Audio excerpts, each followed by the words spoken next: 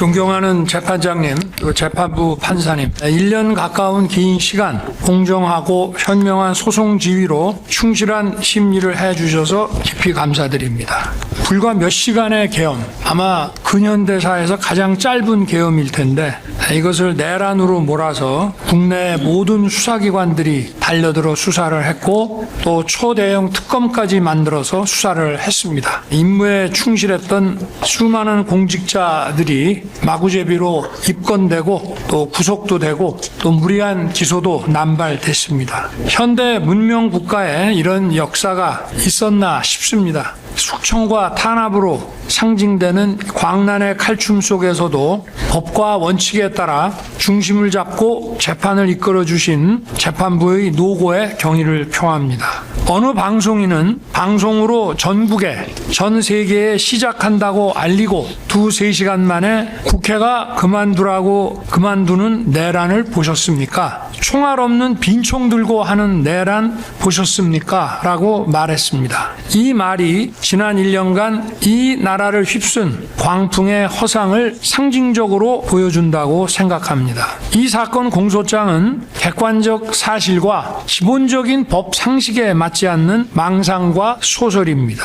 저도 과거 26년간 수사와 공판을 담당했지만 이렇게 지휘 체계도 없이 중구난방으로 여러 기관들이 미친 듯이 달려들어 수사하는 것은 처음 봅니다. 지휘 체계도 없고 무조건 내란이라는 목표로 수사가 아닌 조작과 왜곡을 해왔습니다. 우리나라를 오래전부터 지배해온 어둠의 세력들과 국회에서 절대 다수 의석을 가지고 있는 민주당의 호루라기에 맹목적으로 달려들어 물어뜯는 이리떼들의 모습이라는 생각이 듭니다. 이런 이리떼들의 내란물이 먹이가 된 바로 그 비상계엄령을 저는 2024년 12월 3일 밤 10시 30분경에 선포하였습니다. 반국가 세력, 체제 전복 세력, 외부 주권 침탈 세력과 연계하여 거대 야당 민주당이 거짓 선동으로 여론을 조작하고 국민과 정부 사이를 이간질하며 반헌법적인 국회 독재를 벌이고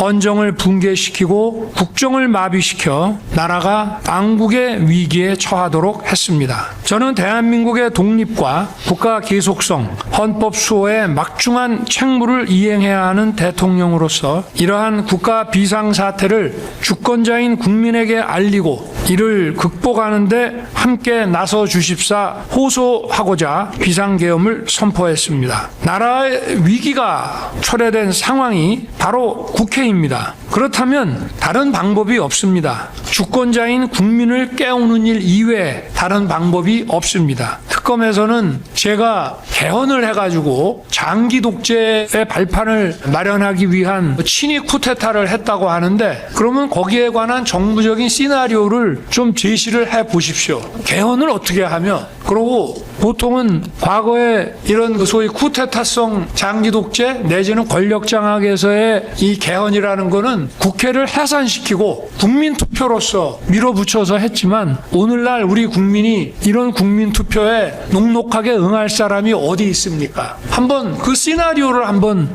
좀 얘기를 해 보십시오. 그러니까 망상이고 소설이라는 것입니다. 국민들께서 주권자가 제발 좀 정치와 국정에 관심을 가지고 이러한 망국적 폐악에 대해서 감시 견제를 해달라는 호소였습니다. 국회 경비와 질서 확보를 위해 투입된 소수 병력 중 일부는 비무장 상태로 국회 담벼락 아래 앉아 있었고 일부는 빈총만 들고 국회 마당에 수천 명의 군중에 둘러싸여 폭행을 당했습니다. 누구도 국민을 억압하거나 국회의원들의 계엄 해제 요구 의결을 위한 의사 일정을 방해하지 않았습니다. 본회의에 출석하고자 한 의원들은 대부분 다 들어갔습니다. 계엄 기준시인 밤 11시로부터 2시간 만인 새벽 1시 3분에 190석의 찬성으로 계엄 해제 요구가 신속하게 아마 전 세계에서 가장 가장 빠르게 의결됐습니다. 특전사 92명과 수방사 15명이 밤 12시 무렵에 국회 경내로 들어갔지만 이미 엄청난 인파가 들어와 있었고 약 4천 명이 넘는 인파에 비해 군은 너무나 소수여서 질서 확보 업무조차 제대로 하지 못했습니다. 뒤늦게 추가 병력이 국회 인근에 도착했지만 바로 계엄 해제 요구 의결안이 통과되자 전 병력은 즉각 철수했습니다. 선관위에는 계엄법 7조에 의한 사법행정사무 관장 권한에 따라 선거관리 시스템에 보안 점검을 하려고 들어갔지만 시간과 준비 부족으로 서버 장비 사진만 찍고 나왔습니다. 그동안 선거 소송에서 가짜 투표용지가 다량 발견됐고 불과 1년 전인 23년 하반기 국정원의 보안 점검 결과 선관위는 국가기관이 갖춰야 할 기준에 현격히 미달하고 외부 해킹에 무방비한 심각한 상황이 드러났기 때문입니다. 이제는 국민들도 이런 사실을 다 알고 계십니다. 선거제도는 대의민주주의의 통치 질서를 형성하는 핵심적인 제도이고 민주주의의 역사는 바로 투표권 쟁취의 역사입니다. 자유민주국가에서 선거 관리는 투명성과 공정성이 확실하게 담보되어야 합니다. 그럼에도 불구하고 선관위가 투명하고 공정한 검증을 거부하고 있었기에 선거관리의 중요성과 국민적 관심을 고려해서 점검하도록 한 것입니다. 공정한 선거는 국민 통합의 기초가 됩니다. 당연히 국가 안보와 번영의 주축도림은 더 이상 설명할 필요가 없습니다. 이들이 국헌을 문란하게 했습니까? 폭동을 일으켰습니까? 아까 얘기한 것처럼 개헌을 통해서 장기 집권을 하려고 그러면 결국은 국회를 해산해야 되는데 국회를 해산하거나 또는 국회가 준영구적으로 기능이 정지되도록 할 만한 어떤 계획을 세우거나 한 것이 없습니다. 또 폭동이라고 하는 것은 그러한 국헌 문란의 목적에 쓰이는 폭동이어야 되는데 그런 폭동 자체가 없었습니다. 이 내란이라는 것은 집합범죄이기 때문에 누가 뭔 짓을 하든지 간에 다 똑같이 책임을 진다. 맞습니다. 그러나 기본적인 이 국헌 문란과 이 폭동이라고 하는 이 범죄의 고의는 같이 가지고 있어야만 되는 것입니다. 여기에 가담했다고 하는 오늘 이 자리에 있는 이 피고인들도 이런 고의가 전혀 없는 사람들입니다. 국헌문란의 고의도 없고 초과 주관적 요소라는 목적도 없을 뿐 아니라 폭동한다는 의식도 없는 사람들입니다. 예를 들어서 어느 장군이 반란을 일으켜서 권력을 잡고 국토를 참전하고 정권을 잡겠다고 하는데 그 장군을 쫓는 군인들이나 민간인들이 있다면은 그 사람들은 거기에 다 가담한 사람들이라고 봐야죠. 그러나 대통령이 헌법에 따라서 내린 비상계엄에 대해서 계엄 사무를 맡았거나 지원 업무를 했다고 해서 이렇게 얘기하는 것은 그야말로 망상이고 소설일 뿐입니다. 계엄 선포 시부터 해제 시까지 6시간 걸렸습니다. 새벽에 계엄 해제를 위한 국무회의를 소집하는데 시간이 좀 지체됐습니다. 국회의 계엄 해제 요구 결의안이 통과됐는데 대통령이 국방부 지하에서 국회법 책이나 보고 앉아가지고 국무회의 소집을 태만히 했다 하는데 그렇지 않습니다. 비서실에서 벌써 국무회의 소집을 시작했습니다. 그렇지만 이게 새벽에 나오는데 시간이 좀 걸린 것뿐입니다. 그래서 국무위원들이 빨리 안 오기 때문에 일단 국방장관과 계엄사령관을 불러서 군의 계엄 상황을 먼저 종료시키라고 했고 그래도 기다리는데 국무위원 소집이 다 안 되다 보니 제가 먼저 계엄 해제 대국민 담화를 했습니다. 국민들께서 처음에는 이런 과거와 같은 계엄도 아니고 이런 계엄을 도대체 대통령이 왜 선포했는지 어리둥절해 하셨습니다. 그러나 얼마 지나지 않아 많은 국민들이 나라가 얼마나 절박한 상황이 됐는지 알게 되셨습니다. 이게 특검에서는 장기 독재를 위한 장기 독재요. 임기를 제대로 마무리하는 일도 지금 숨이 가쁜데 장기 독재를 뭘 어떻게 한단 말입니까? 시켜줘도 못합니다. 그런데 나라가 얼마나 절박했는지 단지 국민이 아주 안온한 상태에 있었다는데 그렇게 생각하니까 바로 이 탄핵과 내란몰이에 찬성하면서 이렇게 적극적으로 수사도 하는 거 아니겠습니까? 제가 탄핵 심판에 임하게 됐습니다마는 언론의 이런 편향적인 보도에도 불구하고 과반수 이상의 국민이 탄핵에 반대하셨습니다. 계엄 선포의 불가피성에 공감했기 때문입니다. 저는 지금도 많은 국민들께서 말씀을 하시는 분도 있고 안 하시는 분도 계시지만 마음속으로는 많은 분들이 여전히 그런 생각을 하고 계신다고 생각하고 있습니다. 12.3 비상계엄은 과거 권위주의 정부 시절에 그런 계엄과 같이 국민을 억압하는 군사 행정 독재가 아니라 자유와 주권을 지키고 헌정을 살리기 위한 것입니다. 저를 탄핵 인용한 헌법재판소조차도 앞에서 이미 인용이 됐지만 행정부 수반이자 국가 원수인 대통령이 야당 전횡으로 국정이 마비되고 국익이 현저히 저해되어 가고 있다고 인식해서 국익이 현저히 저해된다는 것은 핵심 국익을 계속 저해한다는 건 뭡니까? 애국 세력입니까? 반국가 세력입니까? 이런 상황을 타개해야 한다는 막중한 책임감을 느끼게 된 것으로 보인다. 그래서 계엄 선포 그리고 그에 수반한 조치, 그 수반한 조치가 뭡니까? 국회에 질서유지 병력을 투입하고 선관위에 보안 점검 인력을 투입한 것이 계엄 선포에 수반한 후속 조치입니다. 딱 두 가지 했습니다. 국정 최고 책임자로서 피청구인이 가지게 된 이런 책임감에 바탕을 둔 것으로 이해할 수 있다라고 설시했습니다. 계엄에 반대하든 찬성하든 이것은 폭동과 국헌문란하고는 관계가 없다는 얘기입니다. 체제 전복 세력과 반국가 세력들 우리나라 많습니다. 없습니까? 엄청나게 많습니다. 2022년 3월 대선 직후부터 아직 취임도 하지 않은 대통령 당선인을 상대로 선제 탄핵 시위를 벌이기 시작했습니다. 대선 불복이었습니다.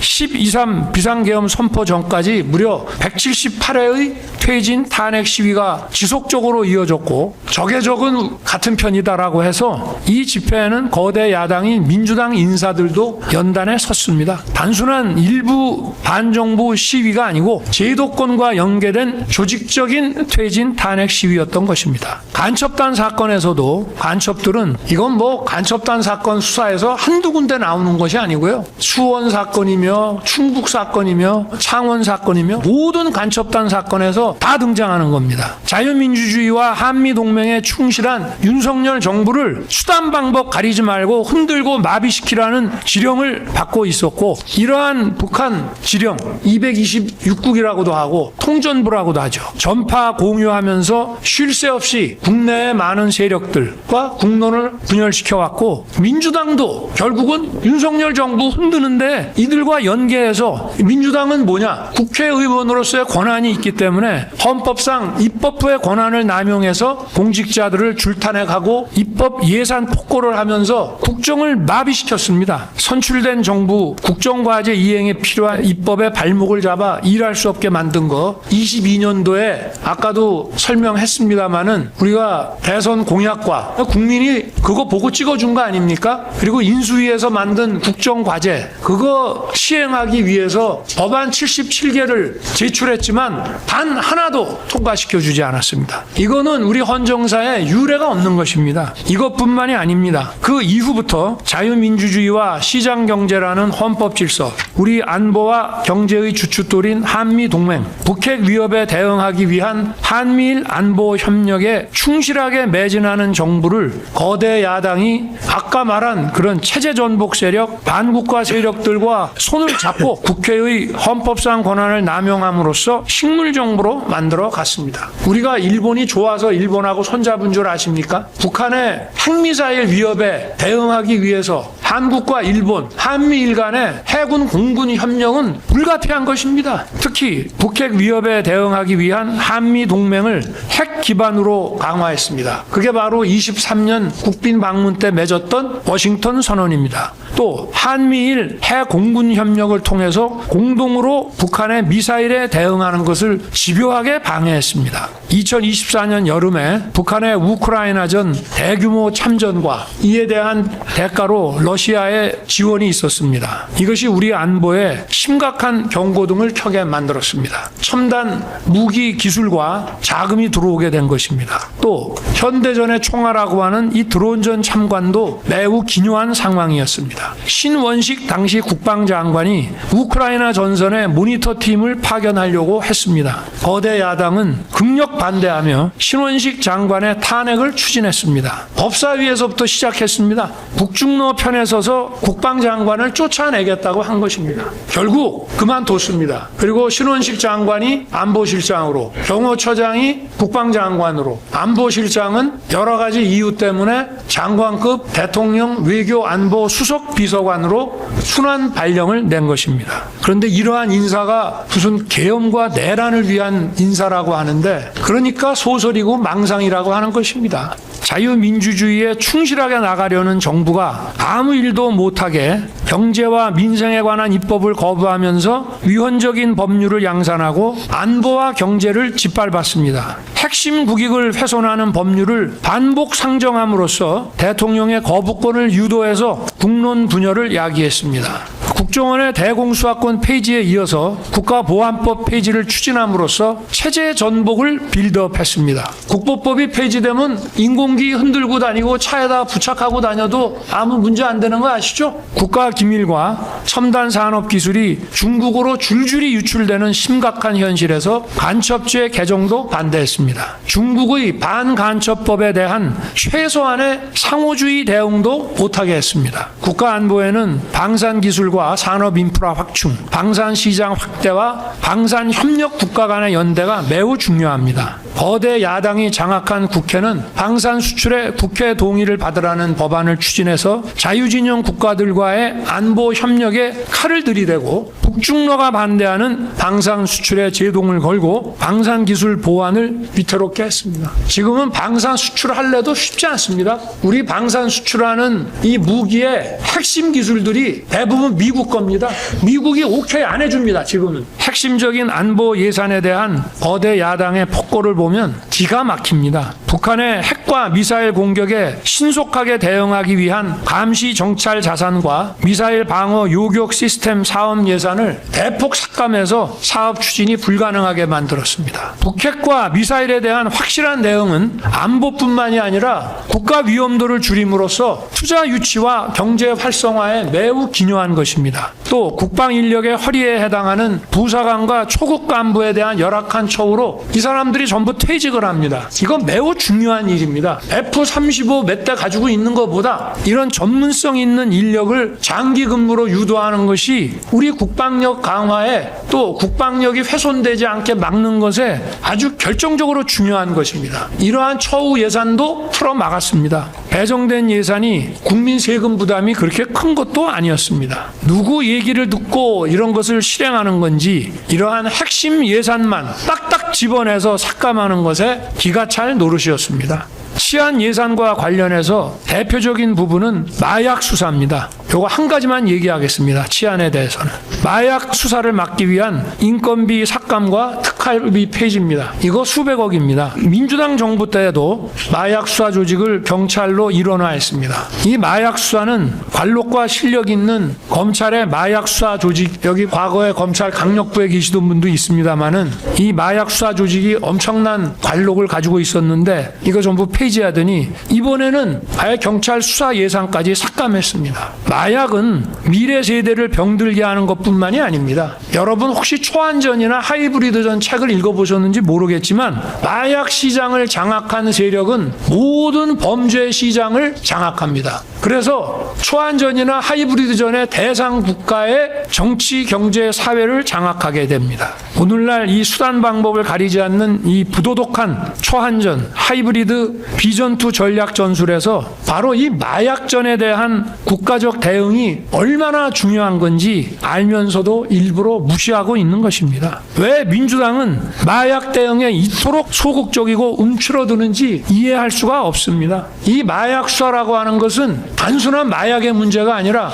이건 국가적 대응으로 확실하게 국가 안보 차원에서 막아야 되는 것입니다. 것입니다. 그러면 이게 도대체 어느 나라 정당이고 어느 나라 국회입니까? 검찰 수사권과 수사활동비 폐지와 아울러서 부패와 금융 사기 사건을 전문성이 부족한 기관에 몽땅 넘기고 반대 세력과 정적을 탄압하기 위해서는 초대형 특검을 만들어서 천문학적인 혈세를 쏟아붓고 토끼머리식 수사와 소설로서 여론선동에 열중하고 있습니다. 우리 정부 당시에 공직자 줄 탄핵은 22건이 발의돼서 일부는 사퇴하고 일부는 소추돼서 직무정지가 됐습니다. 탄핵 심판에는 보통 6개월에서 9개월, 길게는 1년 넘게 걸리는 경우도 있습니다. 후임자 사퇴를 해도 후임자 선정, 인사검증, 청문뿐만이 아니라 조직 장악하는데 그 다음에 해당 기관 직원들도 새로운 업무 방침에 적응해야 되고 어마어마한 기회비용이 들고 행정이 마비됩니다. 검사들 탄핵도 많이 했죠. 이거 위축돼서 이런 수사사법 업무하기 어렵습니다. 그리고요, 저도 검찰에 있을 때 징계도 받아보고 3번이나 징계를 받았습니다. 제가 수사를 하다가. 그런데 이 검사에 대한 압박은요, 판사도 여기에 대해서 간접적으로 위축되고 압박을 느낍니다.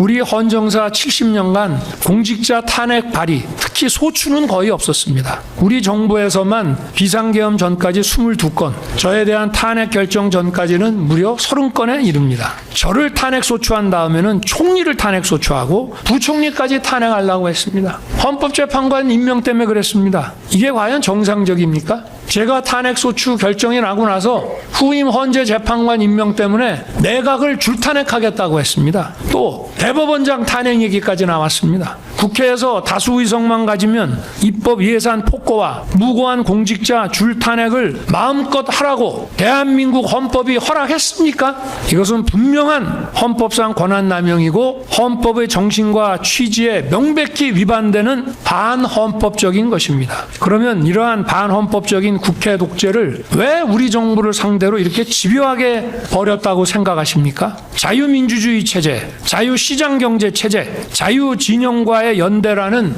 헌법상 지향해야 될 국가 노선을 뒤엎기 위한 것 아닙니까? 체제의 전복을 노리는 거 아닙니까? 감사원장과 서울중앙지검장 탄핵을 추진하는 것을 보고 저는 경악했습니다. 감사원장 최재해 씨는 감사 전문가로 민주당 정부에서 임명한 비정치적인 사람입니다. 당시에 선관위가 벌인 초유의 채용비리 사건, 권익위를 통해서 감사원이 감사를 하고 있었고, 또 민주당 정부 시절 사드 배치 관련 기밀 유출에 대한 감사를 진행해서 검찰에 수사 의뢰를 했습니다. 이처럼 반드시 필요하고 적법한 감사에 대해서 감사원장 탄핵으로 감사원 업무를 방해했습니다. 이런 사정을 보면 선관위와 민주당의 유착, 또 간첩 이적 행위에 대한 민주당의 조직적 비호, 이걸 대놓고 드러내는 것이라고 생각할 수밖에 없지 않습니까? 또 헌법기관장인 감사원장을 탄핵한다는 것은 한마디로 헌정 시스템을 뒤엎겠다는 겁니다. 헌법재판소에서 한 200m 정도 올라가면 감사원이 있습니다. 점심시간에 서로 만납니다. 그런 감사원장을 헌재 탄핵 심판정에 세우겠다는 얘기입니다. 전국의 모든 공직자, 산하기관, 국영기업체, 금융위, 공정위, 금감원 이런 데를 감사하는 감사원장이 무슨 해임 사유가 될 만한 비리가 있는 것도 아닌데 탄핵해서 직무정지를 시킨다면 단순한 감사원만이 아니라 모든 국가 행정과 행정을 적법하고 효율적이게 만드는 공직기강이 도대체 어떻게 되겠습니까? 우리 헌정사는 물론 세계 헌정사에도 초유의 일입니다. 중앙지검은 부패, 경제 등 중요 사건의 50% 이상을 다루는 핵심 수사 사법기관입니다. 자신들의 부패를 수사하는 검사들을 압박하고 줄 세우기 위해 탄핵을 추진하는 것을 보고 이제는 판사를 겁박만 하는 것이 아니고 판결이 마음에 안 들면 판사도 이제 막 탄핵하겠구나 생각이 됐습니다. 이제는 막장까지 온 겁니다. 사법부의 독립은 저는 그렇게 얘기합니다. 자유민주주의의 시작이라고 저는 생각합니다. 사법부 독립이 무너지면 오늘날 베네수엘라 같은 독재국가 보십시오. 어떻게 해서 독재 권력을 만들어냈습니까? 바로 사법부를 장악해서 독재 권력을 만들어냈습니다. 사법부의 독립이라는 것은 자유민주주의의 시작입니다. 저는 검찰에 있을 때도 그런 얘기 많이 했습니다. 검찰의 중립성과 독립이 독립이 완벽히 보장된다면 자유민주주의의 완성이고 사법부의 독립은 자유민주주의의 시작이라고. 그런데 탄핵 소추권을 가지고 이런 칼춤을 추고 헌정을 무너뜨리겠다는 것입니다. 우리 대한민국 자유민주주의 헌법은 이런 국회, 이런 의회주의를 허용하고 있지 않습니다. 저는 민주당에서 감사원장과 중앙지검장 탄핵을 추진하는 것을 보고 그때까지는 22년부터 쭉 참아왔습니다. 국회에 가서 모욕적인 대우를 받더라도 참고 가서 예산안 설명도 하고 대국회 연설도 하고 뭐 이렇게 했습니다. 들어오지 않는 경우도 많았습니다. 그렇지만 이런 망국적인 국회 독재에 이제는 주권자인 국민을 상대로 비상벨 울릴 수밖에 없다고 생각합니다. 어떻게 가만히 있습니까? 분기별로 하는 식의 대국민 담화? 대국민 담화 그 후에도 많이 했습니다. 계엄 선포한 이후에도. 자유민주주의와 공화제가 바탕이 된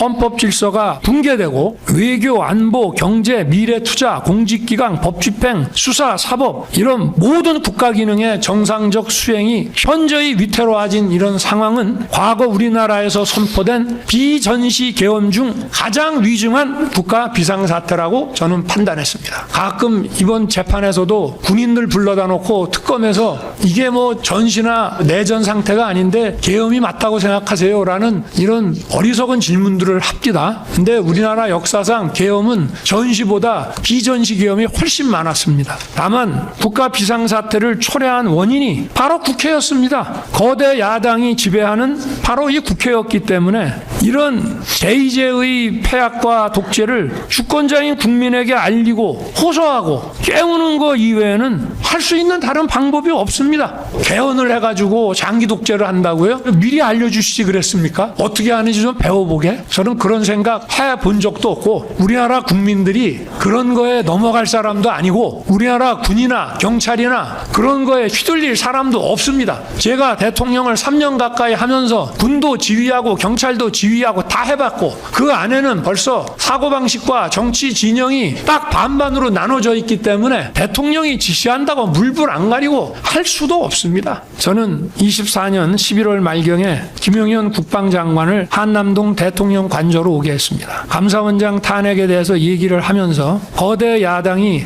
헌법상 권한을 남용해서 헌정 질서를 무너뜨리고 국정을 마비시키며 나라가 이제 망국의 위기 상황이 됐다. 과거 비전시 계엄이 내려진 소위 6.3 사태, 64년 한일회담 반대 시에 그 다음에 소위 우리가 유신이라고 얘기하는 미중 대땅뜨와 주한미군 철수에 따른 당시 2개 사단에서 1개 사단이 닉슨에 의해서 철수됐습니다. 그래서 72년 11.7 특별선언, 그 다음에 79년 10월 26일 박정희 대통령의 급서와 같은 상황보다 지금의 이 상황이 더 심각한 위기 상황이 됐음을 이야기했습니다. 단순히 야당이 정쟁에 의해서만 한 것 같으면은 그냥 참죠. 내가 능력이 부족해서 그런 모양이다. 그런데 반국가 세력, 체제 전복 세력들하고 같이 손을 잡고 빌드업을 해 나가지 않습니까? 이게 아무리 싸우더라도 국경 바깥에서는 서로 손을 잡아야 된다고 합니다. 아무리 정쟁을 해도 핵심 국익에 대해서는 같이 가야 되는데 핵심 국익까지 반국가 세력들하고 한편이 돼서 윤석열 정부 흔드는 데는 우리도 이해관계가 같다. 그리고 실제 또 얼마나 침투해 있는지도 알 수도 없습니다. 야당을 다 반국가 세력으로 보느냐? 그거는 저도 모릅니다. 증거가 없어서. 그러나 해온 행동을 보면 그들과 손잡고 연계하고 힘을 합친 것 한두 번이 아니다 이 말입니다. 거대 야당이 헌법상 권한을 남용해서 헌정을 파괴하고 있지만 나는 헌법상 대통령의 국가 긴급권을 헌법의 틀 안에서 행사하겠다. 주권자인 국민에게 호소해서 깨우고 각성하게 하겠다. 이런 얘기를 했습니다.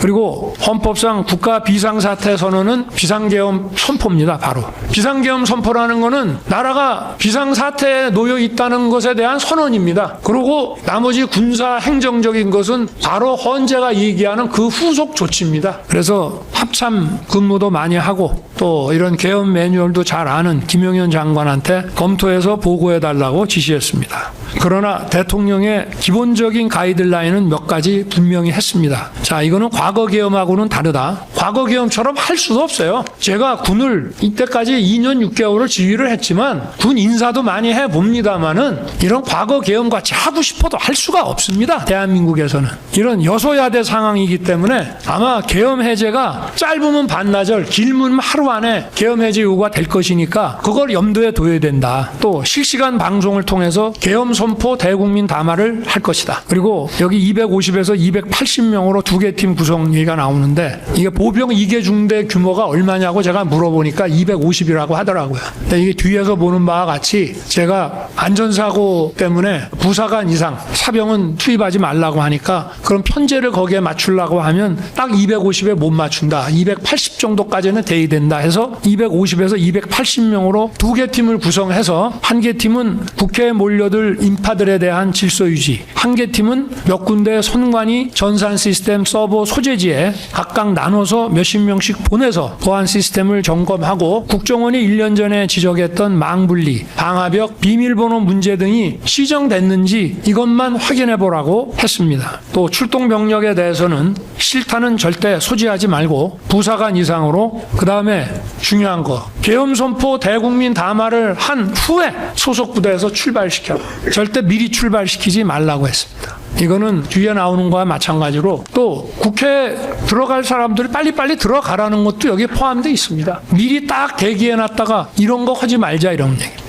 또 국회에 투입되는 병력도 경비와 질서 유지를 하는 것이니만큼 국회의원과 국회 관계자의 출입과 업무는 지장 없도록 하라고 지시했습니다. 실제로 경찰 관계자 이 법정에서도 얘기를 했습니다마는 전화 국방장관한테 뭐 무슨 국회의원 출입 봉쇄해라 이런 얘기 들었다는 사람 있습니까? 저는 밤 11시 15분에 처음에는 이게 원래 국회 게이트라는 거는 생각도 안 했습니다마는 군은 아직 도착 안 하고 사람들은 몰려오니까 경찰에서 아마 질서확보 차원에서 일시 문을 닫았던 모양인데 서울청장이 법적으로 검토해 보니까 그 국회 관계자들은 신분확인해서 출입시켜야 된다. 그렇게 해서 보고가 오니까 잘했다. 그렇게 하라라고 했기 때문에 게이트는 늘 열려 있다고 생각을 했고, 그러나 10개의 게이트가 다 열려 있다는 생각은 못 했습니다. 전하 장관이나 공무원 시절에 국회 가보면 평상시에는 저녁 6시 이후에 일과 후가 되면 정문하고 의원회관 쪽에 경정문하고 그 옆에 문 정도 저녁 식사하고 이렇게 횡단보도로 들어오는데 한 2개 정도 문으로 출입을 시키는 것으로 우리는 알고 있었기 때문에 몰랐습니다.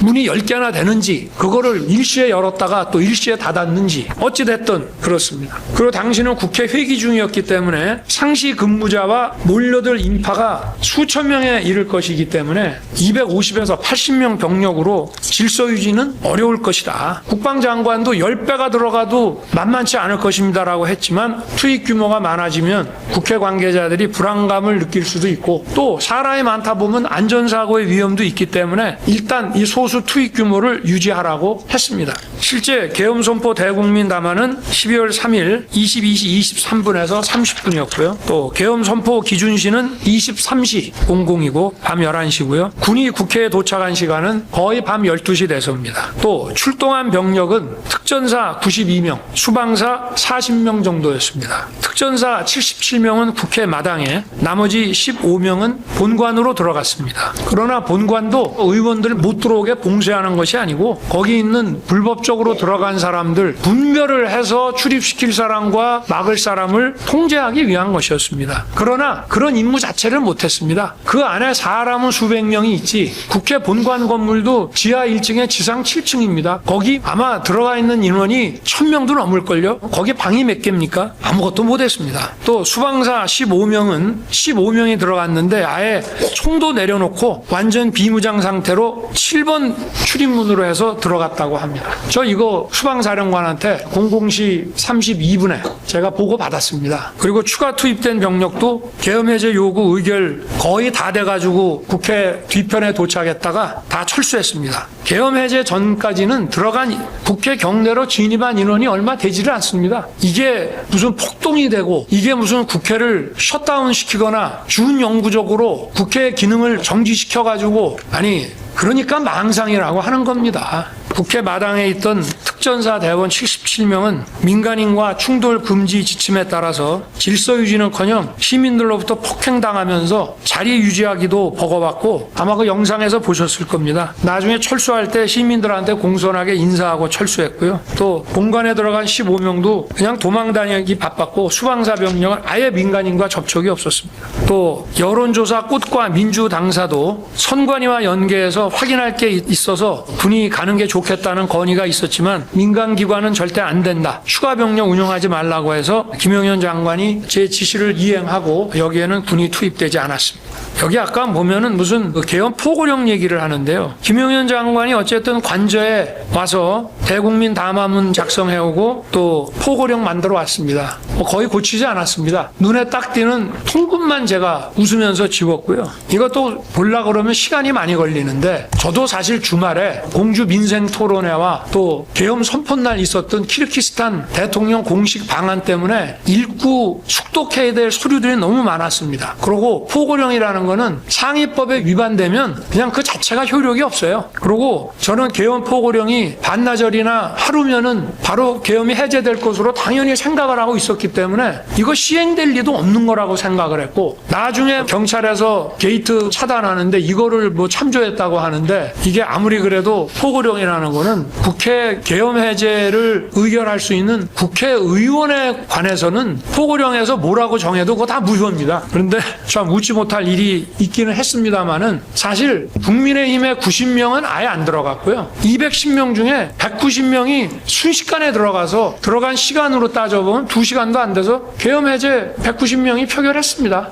또 국무회의는 주례 국무회의처럼 하게 되면 어차피 알려지게 되고 알려지면 혼란이 야기되면 또 병력 투입을 더 해야 될 수가 있기 때문에 병력 투입을 또 더 할 수도 없습니다. 그래서 나중에 그 특전사가 국회 경내에서 시달리는 거 보고 좀 뭐 더 투입을 하라고 했습니다마는 벌써 투입됐을 때 국회 후문 쪽에 왔는데 이미 계엄이 해제돼가지고 다 돌아갔습니다. 그래서 병력 투입 최소화를 유지하기 위해서 이렇게 이제 했고요. 그리고 국무총리, 외교 국방 통일, 행안, 법무, 그리고 대통령 이렇게 하면 기본적으로 이게 7명입니다. 여기에다가 최소 4명 더하면 정족수가 되는데 우리가 좀 더 불렀습니다. 그런데 2분은 조금 늦게 도착을 해서 시간이 좀 걸리는 바람에 못했고 이게 사전에 국무회의 안 하려고 한 거 아니냐 이것도 또 소설이에요. 왜냐? 국무회의를 하려고 했으니까 안보실장, 비서실장, 국정원장까지 부르지 않았습니까? 이 사람들 다 국무회의에 배석하는 사람이에요. 그리고 국정원장은 이게 계엄 관련 국무회의니까 국정원장 오라고 그런 겁니다. 미국에 있는 줄 알았더니 여기 있더라고요. 그래서 이제 왔었고 아까도 그 사진에 보면 이쪽만 나오니까 국무위원만 보이지만 긴 사진을 보면 거기에 더 많은 사람이 앉아 있는 것을 볼 수가 있습니다.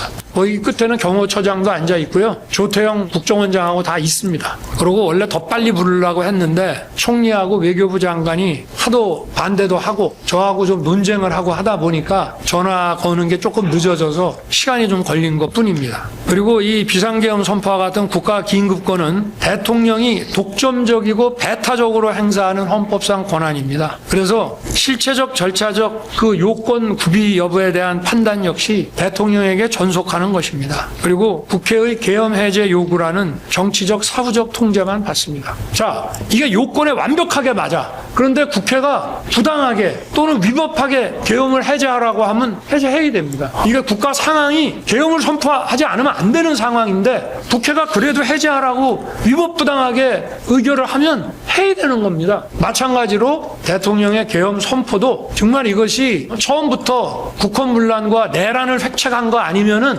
계엄 선포 자체는 유효한 것이고 그리고 그 유효함을 전제로 국회는 계엄 해제 요구를 하는 것입니다.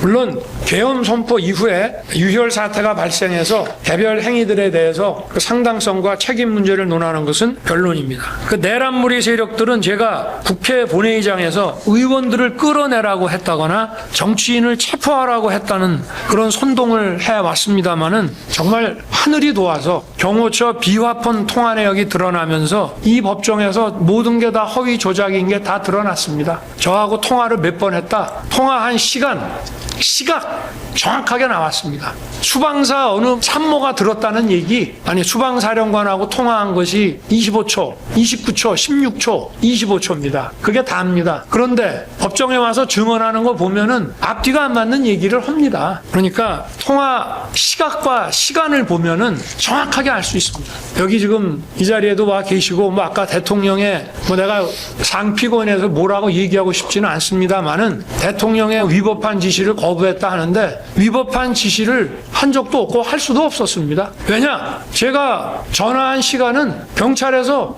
국회의원들을 자유롭게 신원 확인하고 통과시켜주는 그 시간에만 제가 전화한 거고요. 그리고는 1시간 10분 후에 표결 들어가고 전화를 했기 때문에 월담 의원을 잡아라, 체포해라, 국회의원을 체포해라 그런 얘기를 한다는 자체가 미친 사람 아니고선 할 수가 없는 거죠. 그리고 경찰이나 군이요, 내가 옛날 무슨 하나회도 아니고 내가 뭘 믿고, 물론 내가 임명한 장관급, 차관급 공무원이라고 하지만 내가 뭘 믿고 택도 아닌 것을 부탁을 하겠으며 체포하면 그 다음 어떻게 할 겁니까? 저는 김용현 장관에게, 김용현 장관이 그 사령관들한테도 계엄 선포를 알려주질 못했습니다. 왜 그렇게 했느냐? 제가 12월 2일 월요일 날로 예정된 감사원장 탄핵 발의가 무산되면 계엄 선포도 없는 것으로 하자고 했기 때문에 그렇습니다. 중앙지검장이 탄핵되면 그걸 할 수 없다. 그러나 민주당이 감사원장 탄핵은 대단히 자기들도 부담스러울 것이다. 감사원장 탄핵만 안 하면 그냥 계엄 선포는 없었던 것으로 하자. 왜냐? 준비할 게 없었거든요. 김용현 장관하고 저 사이에 그 선포문, 그리고 자기가 계엄 매뉴얼에서 본 옛날 그 포고령, 그리고 뭐 국무회의 절차가 필요하다는 거, 그게 다예요. 그러니까 저하고 관저에 와서 얘기했지만 1시간 이상 대화한 적이 없어요. 실제로 아무 준비한 게 없는데 내 마음 바뀌면 안 하면 되는 것이고, 그래서 감사원장 탄핵 발의 안 하면 하지 말자 했습니다. 그리고 감사원장 탄핵 발의를 월요일 날 하면 화요일 날 선포한다. 많은 사람들이 그런 얘기를 합니다. 아니 왜 주말에 하던가 국회 회기 끝나면 하지 그랬냐. 아니 할 거면 당당하게 해야죠. 나도 헌법상 권한에 기해서 계엄 선포하면 국회가 계엄 해제 하려면 하라 이겁니다. 그리고 국회가 계엄 해제를 해줘야지. 안 하면 더 할 게 없는데 어떻게 할 거예요? 제가 군사재판 증언을 하러 갔더니 그 판사 한 분이 묻습니다. 국회가 계엄 해제 안 하려면 계엄 해제 할 생각이 있었냐? 네, 이렇게 답변했습니다. 그 생각할 여유도 없었다. 그냥 순식간에 계엄 해제가 돼가지고, 아니 예를 들어서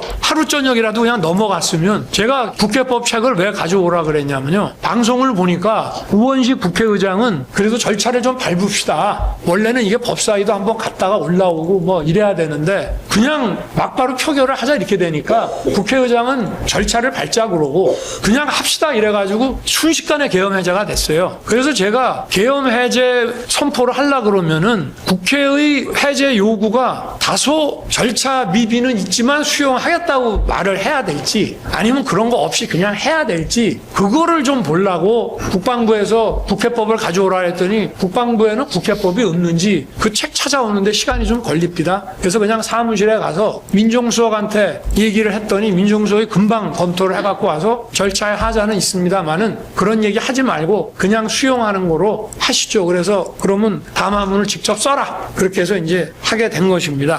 아마 김용현 장관은 저의 그 계엄 선포 대국민 담화 직전 또는 직후에 국회 출동할 특전사, 수방사 또 선관위에 갈 방첩사령관에게 계엄 얘기를 아마 그때 한 것으로 생각이 됩니다. 그러다 보니 사령관들은 그 전에 부하들에게 계엄과 관련한 준비나 지시를 할 수가 없었습니다. 방첩사는 장병들이 휴가 또는 퇴근했다가 언론을 통해서 담화문을 시청하고 부대에 복귀해서 밤 12시가 돼도 간부들의 부대 복귀가 제대로 이루어지질 않았습니다. 여기 특전사는 전부 간부 위주입니다. 부사관 이상이고요. 수방사는 장병하고 부사관 이상이 섞여 있는데 부사관 이상은 또 대부분 퇴근을 합니다. 그러니까 소집을 해야 되는데 소집에 늦어지니까 야간 당직 근무자 위주로 소수만 편성해가지고 통상의 수도권 주요 공공시설 경비 방어 임무만 줘가지고 국회로 갔습니다. 특전사도 707 부대는 원래 헬기로 많이 이동을 하는 모양이에요. 그래서 또 헬기로 훈련도 하고 하는 모양인데 그 운항 승인을 수방사가 한참 안 내줘가지고 또 시간이 지체됐습니다. 이렇게 각 부대 사이에도 사전에 소통이 전혀 없었습니다. 왜냐? 준비를 하나도 안 했기 때문입니다. 이 내란몰이 세력들은 이런 몇 시간 계엄, 이런 대국민 메시지 계엄을 친위 쿠데타라고 합니다. 친위 쿠데타를 이렇게 하는 거 보셨습니까? 여러분들 그 신군부가 하는 영화 보셨죠? 그 영화가 사실하고 동기나 이런 데서 좀 차이가 있다라고 하지만 어쨌든 거기서 이런 식으로 합니까? 친위 쿠데타라는 거 어떻게 하는지 알지도 못하고 생각도 해본 적이 없습니다만은 이렇게 방송으로 언론에 알리고 또 사전에 준비 없이 야간 당직 근무자 소수만 데리고 하는 겁니까? 또 친위 쿠데타 한다면 선관위는 왜 갔습니까? 아니 사태를 아예 장악하고 나중에 가도 되는 거고 친위 쿠데타라고 하면 당분간 선거할 일도 없는데 선관위를 못 알아갔습니까? 선관위 보안 점검을 통해서 공정한 제도 개선을 추구한다는 것은 선거로 구성되는 헌법기관의 국민 신뢰를 높여서 북한을 문란하게 하는 게 아니라 오히려 그 반대로 북한을 더 강화하고 헌정을 지키는 거 아닙니까? 아니 상식이 있으면 생각을 해보십시오. 그래서 망상이라는 겁니다. 국민들이 각자 생계에 바쁘셔서 대놓고 얘기는 안 하지만 상식이기 때문에 다 알고 계십니다. 바보가 아닙니다, 국민들도. 경찰은 참 억울하게 됐습니다. 11월 말에 장관하고 얘기할 때부터 경찰을 투입하거나 계엄 사무에 지원 요청한다는 거는 생각도 해본 적이 없었어요. 그냥 계엄이 선포됐으니까 계엄을 선포하면 군을 최소한으로 해서 국회 질서 확보, 선관위의 보안 점검 이것만 딱 시키려고 했던 것인데 그리고 국회 문이 뭐 10개가 있는데 열었다 닫히고 하는 것도 몰랐고 아까 얘기했지만 공무원 시절 경험으로 야간에는 아마 이런 식으로 할 것이다. 그런 정도만 생각을 했기 때문에 그런데 김용현 장관이 제 방에 오지 않았으면 여기 조지호 청장이나 김봉식 청장이 뭐 이런 식의 지금 어려운 상황에 처해 있지 않았을 텐데 좀 미안하게 생각합니다. 저도.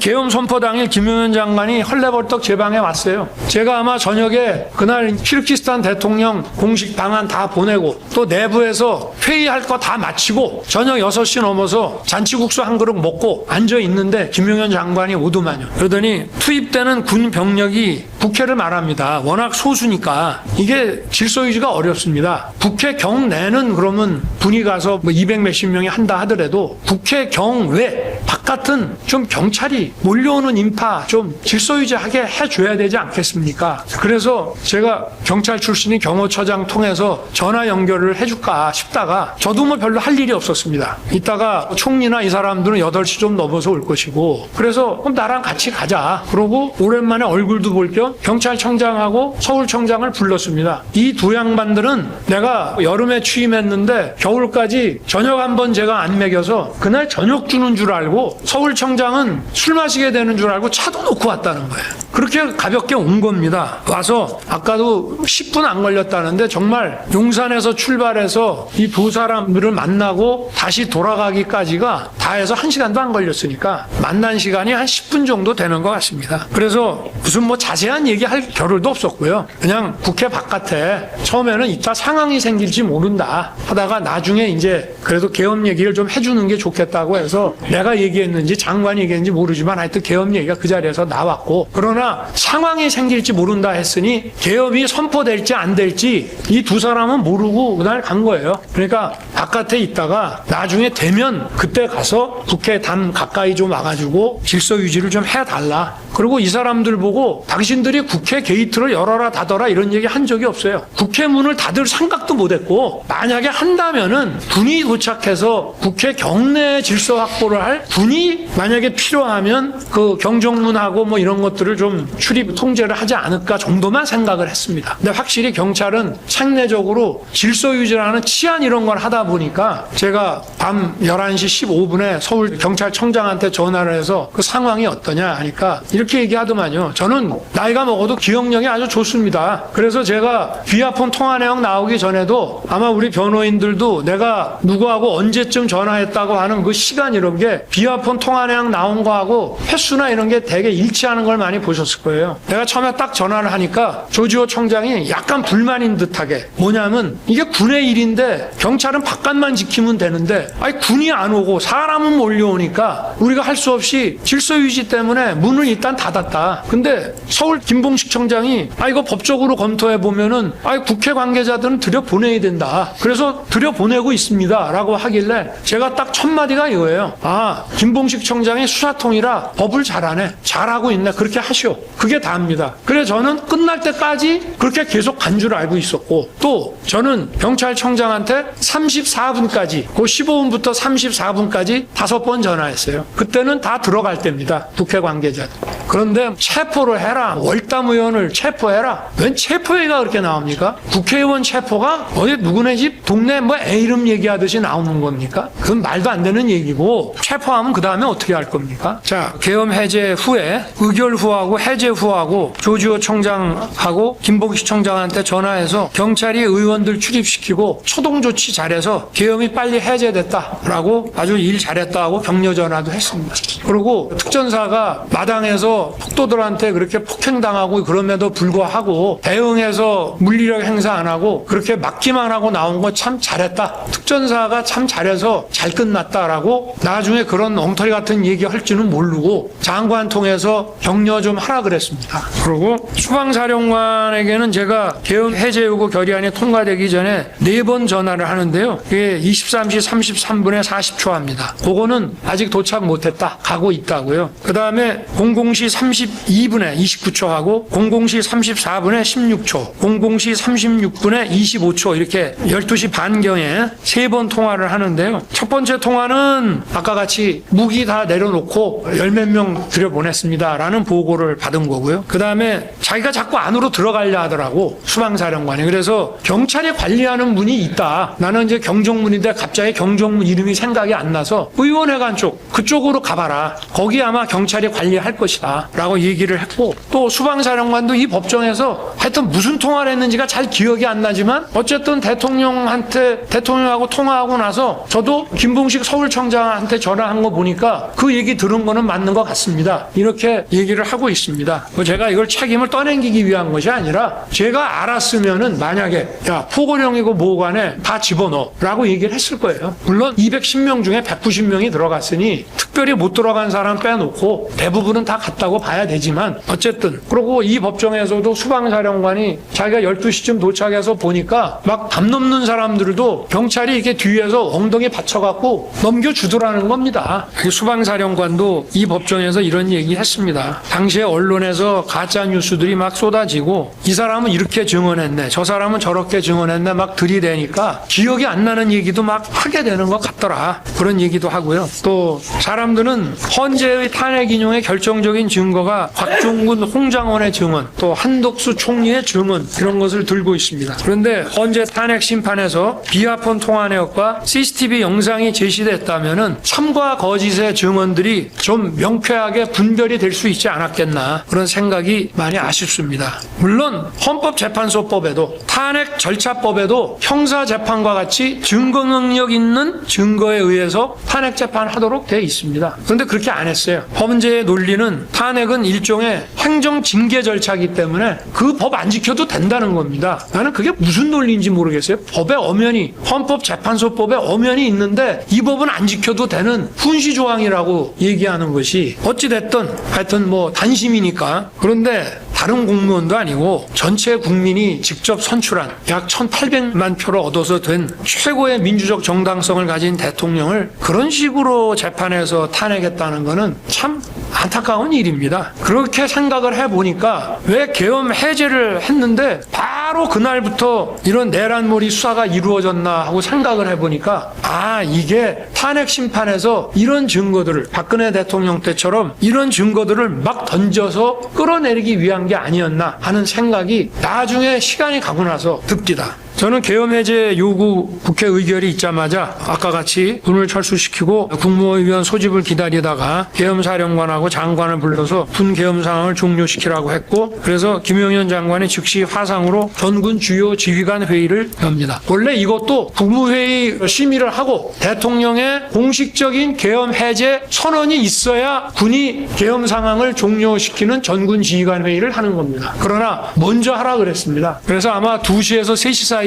한 거로 알고 있습니다. 추경호 의원도 그런 얘기를 합니다만은 계엄 선포 후에 제가 추경호 국민의힘 원내대표한테 미안하다고 전화했습니다. 야당 상대하느라고 정말 고생 많이 했는데 보안 때문에 미리 알려주지 못해서 미안하다. 의원들은 걱정할 거 없다. 곧 끝난다. 그리고 추경호 의원도 대통령이 자기에게 전화해서 국회가 절차 밟아서 해제 요구 의결하면 즉시 해제한다라고 제가 했다고 증언했습니다. 공소장에도 비슷한 얘기가 기재되어 있는 것으로 압니다.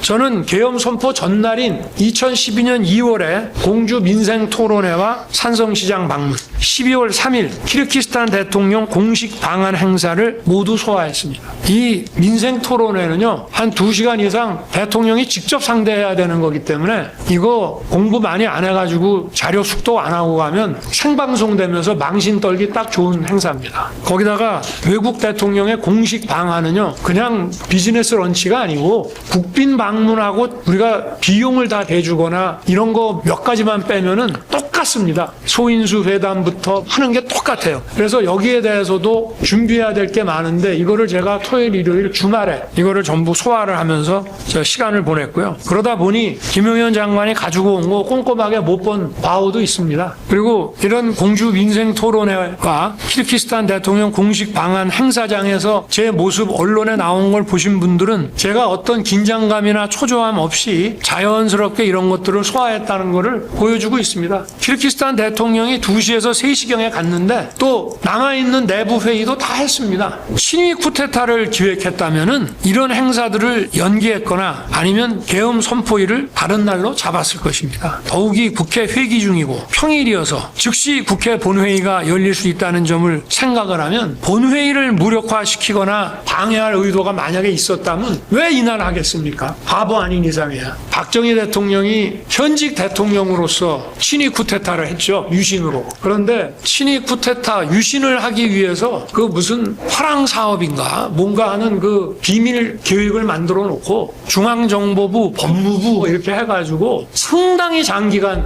보안을 유지하면서 이걸 준비를 했습니다.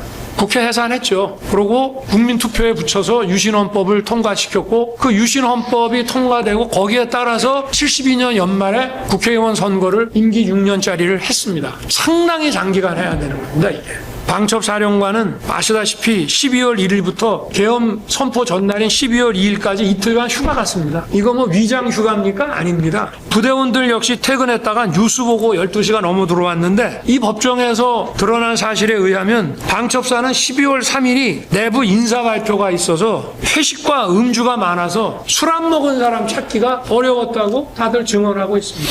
그래서 술 먹은 사람 들어오지 말라고 그랬다는 거예요. 또 수방사는 계엄 당일 저녁에 주요 간부 부부 동반 만찬이 있었습니다. 그러니까 대부분 또 퇴근하다 보니까 소집에 시간이 걸렸고 당직 근무자 위주로 인원이 편성돼 있었던 겁니다. 사전 준비를 하지 않았던 거죠. 저도 이런 메시지 계엄에 대해서 별로 준비할 것도 없고 그리고 긴장할 이유도 없습니다. 이게 정치 지형을 송두리째 바꾸는 초법적인 조치가 아니라 이런 국정 마비와 헌정 붕괴의 위기 상황을 국민들께 알리고 주권자를 깨우기 위한 조치. 저는 이 국민을 깨우는 게 무지하게 중요하다고 봅니다.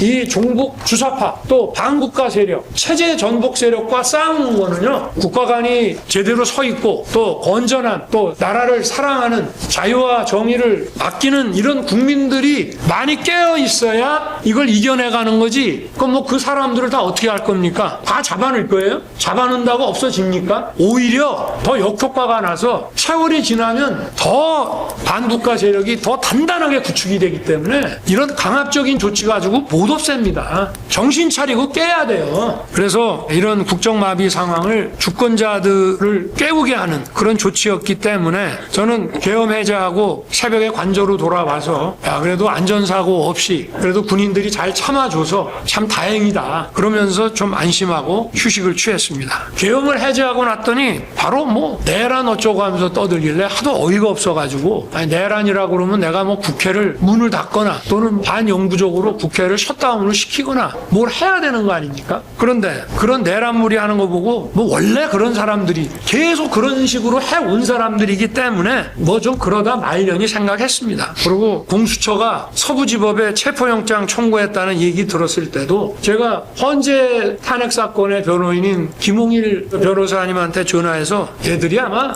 엑시트 플랜 출구 전략 세우려는 거 아닌가요? 내란죄 수사권이 없으니까 이 영장이 기각되면 이제 경찰이나 뭐 이렇게 해서 넘기려고 하는 거 아니겠습니까? 순진하게 이제 그렇게 생각을 했습니다. 그리고 그때는 탄핵 소추 사유에 내란이 들어가 있어서 국민의힘 의원들도 상당수가 214명이 나왔으니까 한 20몇 명이 도장을 찍어준 겁니다. 그래서 국헌문란과 폭동이 안 된다는 것만 헌재에서 잘 설명을 하면 군인들 중에 일부 구속되고 한 사람들도 있지만 다 정리가 되겠거니 이렇게 순진하게 생각을 했던 것이죠. 그러니까 이런 바보가 어떻게 신이 쿠데타를 합니까? 신이 쿠데타 할 정도 되면은 눈치가 빨라야죠. 정치적 후각이 뛰어나야죠. 그렇지만 탄핵 반대 여론이 높아지고 국민들이 또 국가의 위기 상황에 대해서 계몽됐다면서 응원해 주는 걸 보고 아 내가 울린 비상벨이 그래도 효과가 있구나. 결국은 국민들을 깨우고 청년이 제대로 정신 차리고 알게 되면 나라는 구할 수 있다고 저는 생각을 하고 있습니다. 결국 국민이 깨쳐야지 자유민주주의 국가에서 감옥에 집어넣는다고 해결이 됩니까? 해결 안 됩니다. 더 오히려 어떻게 보면은 인성이 더 강한 그런 반국가 세력을 더 키우는 것밖에 안 됩니다. 그래서 저는 26년간 검찰에서 많은 수사를 했지만 이런 정치적 음모 그리고 이런 치밀한 수사라는 이름으로 이런 내란몰이가 기획되고 진행되는 줄 꿈에도 생각을 못했습니다. 1월 3일에 공수처가 저를 체포한다고 관저에 왔을 때도 관저가 군사시설 보호구역이라 출입수색이 안 된다는 거는 검사면 누구나 다 알 텐데 그냥 저렇게 쇼하다가 말겠거니 이렇게 생각을 했는데 또 뭐 직원도 수색영장에 하나밖에 없고 나머지 10개 직원이 영장에도 없다는 거예요. 뭐 영장의 입법 기재는 뭐 둘째 치고 그러고 이제 돌아갔습니다. 그런데 1월 15일 날 수천 명의 경찰하고 저렇게 막 밀고 들어오는 거를 보고 유혈 사태를 막기 위해서 제가 체포에 응했는데 아 이게 내가 본 국가 위기보다 실체가 더 심각한 지경이구나 그런 생각을 하게 됐습니다. 정말 얼토당토하는 수사를 하고 수천 명의 경찰을 동원해서 대통령을 체포하겠다고 이거는 상당 기간 헌법기관인 대통령의 권능 행사를 저지시키는 겁니다. 어마어마한 그 경찰 폭동을 동원해가지고 이거야말로 정말 내란이라고 하지 않을 수가 없습니다. 참 이런 내란몰이 세력들이야말로 정권 획득이라는 걸 위해서는 뭐 헌정 붕괴고 뭐 국정 마비고 뭐 국익이고 뭐 이런 거 상관 안 하는 사람들이라고 하는 것을 더 확실하게 깨닫게 됐습니다. 12.3 비상계엄이 몇 시간 만에 해제되고 1년이 넘게 흘렀습니다. 그러나 아직도 정적과 반대 세력을 숙청하고 탄압하려는 내란무리는 계속되고 있습니다. 민생경제 위기 경고등이 심하게 울리고 있고 또 자유진영과의 연대 균열 등 국가 위기에는 아랑곳하지 않고 있습니다. 그러나 많은 국민과 청년들이 계엄령이 나라의 심각한 상황을 깨우치게 해준 계몽령이 되었다고 알고 있습니다. 그리고 이것이 국가 위기 상황에서 불가피한 대통령의 헌법상 결단이었다는 공감도 아직 많이 해주고 계신다고 저는 생각합니다. 저는 이미 탄핵 소추 직전인 2024년 12월 12일 대국민 담화 또 공수처 체포 직전인 2025년 1월 15일 이거는 담화라기보다 제가 페이북에 올렸습니다. 그냥 시간이 없어서 그때는 체포에 응해야 될 상황이라 또 헌재 탄핵 심판에서 2025년 2월 25일 최종 의견 진술을 통해 3차례에 걸쳐서 12.3 비상계엄에 관한 제 입장을 일관되게 말씀드렸습니다. 그때나 지금이나 하나도 변한 거 없습니다. 다만 오늘 진술은 그 후 드러난 비화폰 통화 내역과 또 제가 법정에서 본 법정 증언 등을 통해서 확인된 실체를 더해서 말씀드리는 것입니다. 제가 국가 위기 상황이라고 진단하고 비상계엄을 선포하게 된 이유에 대해서 이미 증거로 제출한 이 세 개의 담화문과 진술서를 자세히 숙고해 주시기 바랍니다.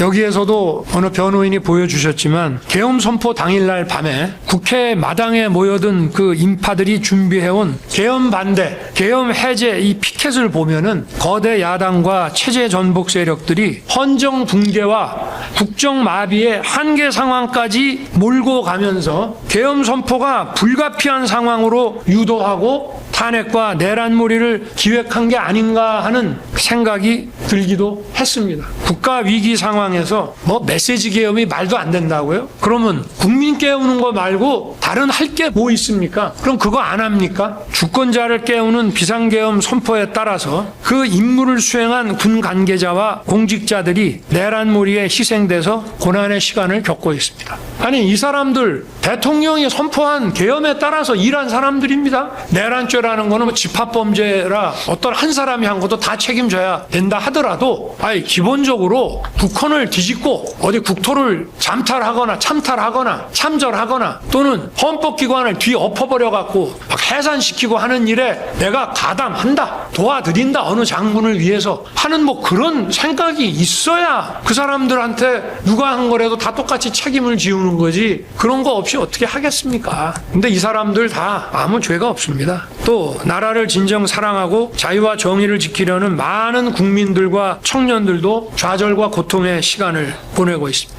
안타까운 마음을 금할 수가 없습니다. 모두 제 부족함의 소치입니다. 제가 좀 더 똑똑했더라면 정말 이러지 않았을 텐데 그런 생각이 많이 듭니다. 제가 너무 순진하지 않았나. 지금 제가 할 수 있는 일을 구치소 안에서 하나님한테 기도드리는 것밖에 없습니다. 고초를 겪고 있는 군 간부 또 공직자분들 여기 보니까 민간인도 두 분 계시던데 이분들 또 정직하고 선한 우리 국민들과 청년들 좌절하지 말게 해달라고 하루에도 몇 번씩 기도드리고 있습니다. 하나님의 은총과 축복이 함께 하실 것으로 생각합니다. 그리고 이 나라를 굳건히 지켜주실 것으로 믿습니다. 이 사건이 갖는 헌법적 함의와 대통령으로서 국가 위기 상황에서 헌정 붕괴와 국정 마비를 막으려 했던 엄중한 책임감에 대해서 살펴주시기를 부탁드립니다. 그것은 결코 국헌문란이 될 수 없습니다. 국회를 해산시키거나 국회 문을 해산에 준하는 장기간의 기능 부전을 시키거나 또는 선관위를 없애거나 장기간 선관위를 기능을 못하게 하거나 그럴 의도가 있었다는 거 전혀 없습니다. 아까 뭐 무슨 국방장관이 비상입법기구 안을 만들었으니까 그게 국보위 아니냐. 여러분 국보위도요 국회 해산하고 만든 겁니다. 국회 해산하고 개헌을 어떻게 할지가 서야 국보위를 어떻게 만들지가 나오는 것이고 예산 문제는 그건 일도 아닙니다. 기재부 장관한테 줬다는 것은 기재부 일이라고 준 겁니다. 만약에 법률 전문가인 제가 봤으면 벌써 용어부터 뭐 이런 거 좀 잘 손을 봤겠죠. 그러니까 그런 거 가지고 국보위라고 얘기하려면 국보위 어떻게 했습니까? 국회 해산하고 했잖아요. 국회를 해산하려면 어떻게 해야 됩니까? 강력한 군권을 가지고 전국을 그야말로 장갑차와 탱크로 평정을 해야 됩니다. 뭐 그런 거 시도라도 했습니까? 그러니까 망상과 소설을 그만 쓰라 이런 얘기를 하고 싶은 것이고요. 고된 일정 속에서 충실하게 늦은 시간까지 또 이렇게 장기간 심리해 주신 재판부에게 정말 감사드립니다. 또 방청과 중계를 통해 사건의 실체를 확인하고 응원해 주신 국민들께도 감사드립니다. 나라를 살리고 헌정을 지키기 위한 대통령의 헌법상 국가 긴급권 행사가 내란이 될 수가 없습니다. 재판부의 현명한 판단을 부탁드립니다. 감사합니다.